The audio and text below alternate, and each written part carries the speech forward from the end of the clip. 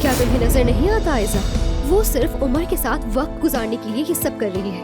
उसकी वाहिद ख्वाहिश उमर है। आखिर तुम कहना क्या चाहती हो?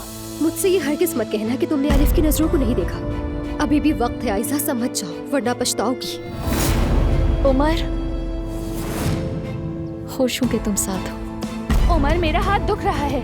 आयजा, हम लेट हो रहे हैं। उमर, छोड़ो मेरा हाथ, मैं तुम्हारे साथ कहीं नहीं जा रही। कई दिनों से तुम लोगों की कोई खबर नहीं। शादी की तारीख लेने वाले थे, फिर चुप ही हो गए। हमारे मामलात कुछ बिगड़ गए हैं दादी जान। ये बताओ, यास्मीन को मेरी वो वीडियो तुमने भेजी थी ना? मैंने वादा पूरा किया, लेकिन तुमने अपना वादा पूरा नहीं किया। मेहमत, क्या कर रहे हो? तुम एक सांप हो और तुम्हें जिंदा रहने का कोई हक नहीं।